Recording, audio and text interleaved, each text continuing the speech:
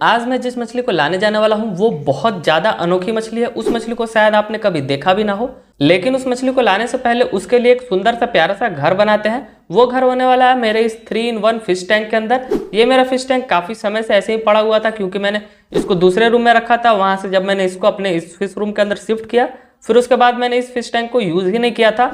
और इसका जो स्टैंड है ये भी बिल्कुल खाली सा ही पड़ा हुआ था मेरे इस फिश रूम के आगे। तो मैंने इस स्टैंड को अच्छे से साफ सुथरा किया, फिर उसके बाद इसको पेंट करके अपने इस फिश टैंक को भी अच्छे से क्लीन करके यहाँ पर शिफ्ट कर दिया है अपने बड़े वाले फिश टैंक के बगल में।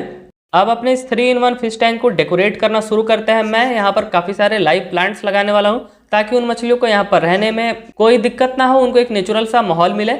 इस बार मैं प्लांट्स लगाने के लिए ओनली सैंड, बस रेत इस्तेमाल करने वाला हूँ। देखते हैं बस रेत के अंदर प्लांट्स ग्रो होते हैं या नहीं। एज एक्सपेरिमेंट में ट्राई कर रहा हूँ, देखते हैं अगर ये एक्वेटिक प्लांट ग्रो होंगे तो मैं आपको भी सजेस्ट करूंगा। फिलहाल तो इन तीनों फिश टैंक के अंदर पानी भरते हैं। जो लाइव प्लांट्स है वो मैं अभी नहीं लगाने वाला हूँ, क्योंकि मुझे जाना था गलीफ स्ट्रीट। मेरे पास कोई लाइव प्लांट वैसा कोई अवेलेबल नहीं था, तो इसीलिए मैंने सोचा कि गलीफ स्ट्रीट से वो मछली भी लूंगा, साथ ही लाइव प्लांट्स भी लूंगा। तो इसीलिए मैंने यहाँ पर पानी भर के इन तीनों टैंक्स के अंदर छोड़ दिया है, ताकि ये पानी धीरे धीरे पुराना होता रहे और डिक्लोरिनेट होता रहे।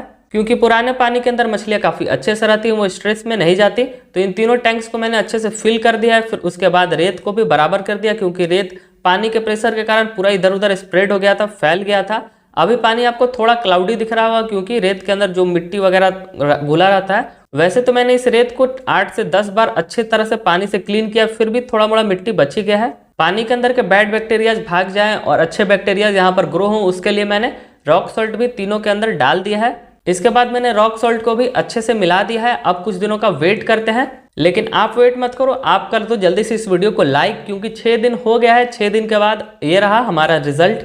ये तीनों टैंक्स का पानी पूरा क्रिस्टल क्लियर हो गया। इतना ज़्यादा पानी क्लियर हो गया कि मैं भी आपको बैकग्राउंड में दिख रहा हूँगा। जो भी टॉक्सिन्स था वो सारा पानी के ऊपर आ गया है। यहाँ पर आपको काफ़ी ब्लरी ऊपर से पानी दिख रहा होगा।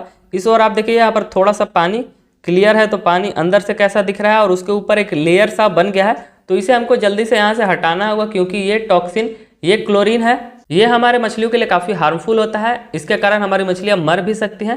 तो इसीलिए मैंने ये टॉक्सिन जितना भी था वो सारा कुछ निकाल दिया है। अब इसके बाद आगे का काम शुरू करेंगे। सारा ऊपर का लेयर हटाने के बाद अब जाके पानी कुछ इस तरह से दिख रहा है, पूरा ऊपर से भी क्रिस्टल क्लियर हो गया, और इतना सारा मैंने गंदा पानी निकाला है। और जिन मछलियों का मैं बात कर रहा था उनको मैं लेकर आ गया हूँ। इस प्लास्टिक के अंदर है वो सभी, मैं आपको इनसे मिलवाता हूँ। सबसे पहले तो आपको प्लास्टिक के अंदर 4 ग्रे कलर की फीमेल गपीज दिख रही होंगी।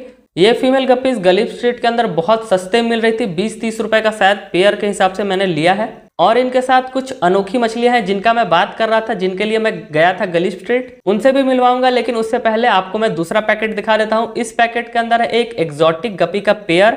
ये पेयर मुझे 120 का मिला।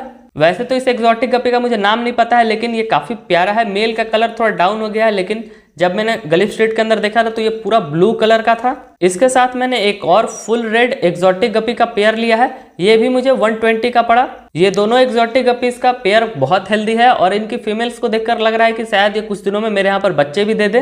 गलीफ स्ट्रीट तो मैं गया था बस इस वाली मछली को लेने के लिए, लेकिन यहाँ पर मेरा ये 3-in-1 फिश टैंक है, इसके अंदर मैं बस एक ही टाइप की मछली थोड़ी रखूंगा, इसीलिए मैंने 2 एक्सोटिक गपीज का पेयर भी ले लिया। अब जल्दी से अपने इस टैंक को डेकोरेट करना शुरू करते हैं, यानी कि प्लांट्स लगाना शुरू करते हैं। इन प्लांट्स का नाम है अमेजोन फर्न। ये भी मैंने गलीफ स्ट्रीट से ही लिया। ये पूरा बंडल मुझे 100 रुपए का मिला। तो इसमें से मैं जो हेल्दी प्लांट्स है उनको मैं छांट कर अलग कर लेता हूँ, और बाकी एक्स्ट्रा प्लांट्स मैं इस टब के अंदर स्टोर कर देता हूँ। ये किसी फ्यूचर प्रोजेक्ट में काम आ जाएंगे। कुछ और पौधों को भी मैंने यहाँ पर साइड करके निकाल लिया है। इनके साथ मैं इन पौधों को भी लगाऊंगा।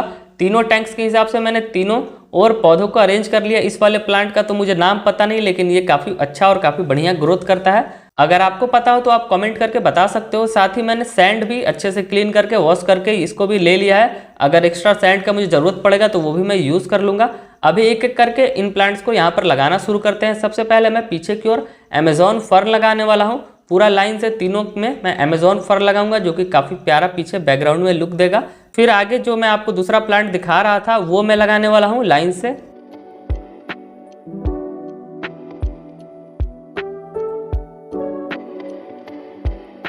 इन सभी पौधों को लगाने के बाद अब हमारा ये टैंक कुछ इस तरह से दिख रहा है। जैसे जैसे ये पौधे ग्रो होंगे तो ये टैंक और भी खूबसूरत दिखेगा। अब इन तीनों के अंदर पानी भर के इनका लेवल फिर से ऊपर कर देते हैं, फिर से पानी को बढ़ा देते हैं। अब जाके हमारा ये 3-in-1 फिश टैंक बिल्कुल रेडी है। अब हम इसके अंदर मछलियों को शिफ्ट कर सकते हैं। तो अब जल्दी से इन तीनों टैंक्स के अंदर मछलियों को एक्लिमेट करते हैं। इस वाले टैंक के अंदर यहाँ पर मैं अपने इस ब्लू वाले एक्जोटिक गपी को रखने वाला हूँ। इस लाइन का तो मुझे नाम पता नहीं, लेकिन मैं सर्च करके आपको बाद में कभी बताऊंगा। और इस वाले फिश टैंक के अंदर मैं रखने वाला हूँ अपने फुल रेड एक्जोटिक गपी को। दोनों एक्जोटिक गपीज रहेंगी दोनों साइड, और बीच में जो मैं मछली जिसके लिए मैं गया था गलीफ स्ट्रीट उसको रखने वाला हूँ। तो चलिए मैं आपको उस मछली से मिलवाता हूँ। वो है इस प्लास्टिक बैग के अंदर। ये प्लास्टिक बैग थोड़ा बड़ा है क्योंकि इसके अंदर मैंने बड़े साइज की फीमेल गपीज भी लाया है। उन गपीज को भी देखकर लग रहा है कि शायद वो कुछ दिनों में बच्चे दे देंगी। मेरे पास जो गपीज का लाइन है उसकी फीमेल का साइज बहुत छोटा होता है, इनके हाफ से भी कम। इन प्लास्टिक बैग्स के अंदर मैंने ऑक्सीजन फिल करवाया था, और ये वाला प्लास्टिक बैग काफ़ी बड़ा है, जिसके कारण ये मेरे इस फिश टैंक के अंदर एक्लिमेट होने में थोड़ा दिक्कत हो रहा है, क्योंकि ऊपर जो स्टैंड है वो भी काफ़ी नीचे से है। तो इस पैकेट को यहाँ पर डालने में थोड़ा दिक्कत हो रहा था, तो इसीलिए मैंने इसका सारा ऑक्सीजन बाहर निकाल दिया। और अब इन मछलियों को यहाँ पर मैंने एक्लिमेट होने के लिए लगा दिया। और अब फाइनली डिस्क्लोज हो गया है जिस मछली के बारे में बात कर रहा था। ये है jumbo mollies. Jumbo Molly fish, आप नॉर्मल मॉली फिश या फिर किसी दूसरे टाइप के मॉली फिश से इनको कंपेयर मत कीजिएगा, क्योंकि इनका साइज काफ़ी बड़ा है। ये बहुत ह्यूज मछलियाँ हैं, मेरे जितने तो लंबी नहीं है, लेकिन नॉर्मल मौली मछलियों के साइज के डबल से भी इनका साइज ज़्यादा है। फिलहाल तो कुछ देर के लिए इन सभी को यहाँ पर एक्लिमेट होने देते हैं। एक्लिमेट होने के बाद 15 मिनट के बाद मैंने इन सभी को इस जार के अंदर एक एक करके निकालना शुरू किया। सबसे पहले इस रेड एक्जोटिक गपी के पेयर को मैंने निकाला, और इनको जल्दी से शिफ्ट करते हैं इनके नए घर के अंदर। अब आपको इस जार के अंदर ये काफ़ी अच्छे से और काफ़ी क्लियर दिख रही होंगी। तो एक एक करके मैं इन सभी को शिफ्ट करता हूँ। सबसे पहले तो गई ये फीमेल, उसके बाद मैंने मेल को भी शिफ्ट कर दिया। अब ये दोनों यहाँ पर काफी अच्छे से घूमेंगे फिरेंगे रहेंगे। अब इस दूसरे वाले एक्जोटिक गपी को शिफ्ट करते हैं। इन सभी के प्लास्टिक बैग के अंदर भी मैंने ऑक्सीजन फिल करवाया था, ताकि इनको ट्रेवल में कोई दिक्कत ना हो। अगर आप में से किसी को इस गपी का नाम पता हो तो जरूर कमेंट करके बताइएगा। ये वाला डम्बो ईयर ब्लू गपी मुझे बहुत पसंद आया, इसीलिए मैंने इसको घर पे लाया। अभी मेल का कलर तो थोड़ा डाउन है, लेकिन धीरे धीरे वो जब इंक्रीज होगा मेरे यहाँ पर एडजस्ट हो जाएगा, तब मैं आपको इससे दिखाऊंगा। इसकी भी फीमेल को देखकर लग रहा है ये भी बहुत जल्द बच्चे देने वाली है। तो सबसे पहले फीमेल को ही यहाँ पर शिफ्ट करते हैं, फिर इस मेल को देखते हैं कितने दिनों में ये बेबीज देने वाले हैं। अब इस लास्ट फाइनल पैकेट को खोलते हैं। मैं जब भी गलीफ स्ट्रीट जा रहा था तो मुझे ये जंबो मॉलिस दिखती थी, और मेरा काफी मन करता था कि मैं इन जंबो मॉलिस को अपने घर लाऊं। फाइनली मैं 2 पेयर जंबो मॉली लेकर आ गया हूं, उसके साथ 4 फीमेल गपीज भी हैं। देखते हैं आगे ये मेरे यहाँ पर ब्रीड करते हैं या नहीं, बेबीज देते हैं या नहीं। बेबीज देंगे तो बहुत ही अच्छा, बहुत प्यारा रहेगा। अब जल्दी से मैं एक एक करके इन सभी को यहाँ पर शिफ्ट करता हूँ। सबसे पहले तो मैं इन जंबो मॉलिस को शिफ्ट करने वाला हूँ। आप मेरे हाथ में इनका साइज देखो, ये कितने बड़े हैं, लगभग 3-3.5 इंच का इनका साइज है। तो जल्दी से एक एक करके इनको यहाँ पर शिफ्ट करते हैं। मुझे तो ये छोटे छोटे कोई फिशेस के बेबीज लग रहे हैं, इस तरह का इनका साइज है। एक तो जंबो मॉली गया, बाकियों को भी एक एक करके शिफ्ट करते हैं। आप इस वाले जंबो मॉली को देखो, इसका साइज आप देखो, ये कितना बड़ा जंबो मॉली है। ये शायद मुझे फीमेल लग रही है। इसके पेट में मुझे बेबीज भी दिख रहे हैं, इसका पेट थोड़ा सा फूला हुआ है। देखते हैं ये बेबीज मेरे यहाँ पर देगी या नहीं। अब बाकियों की जंबो मॉलिस को भी शिफ्ट करते हैं, और अपने फीमेल गपी को भी। इन सभी को यहाँ शिफ्ट कर दिया है। मेरा ये 3-in-1 फिश टैंक फिर से जगमगा उठा। अभी तो इनको यहाँ पर एडजस्ट होने में थोड़ा टाइम लगेगा, लेकिन जैसे ये एडजस्ट हो जाएंगी, उम्मीद है कि ये बहुत जल्द बेबीज भी दे देंगी। जो भी इनका अपडेट रहेगा वो मैं आपको अगले पार्ट में बताऊंगा।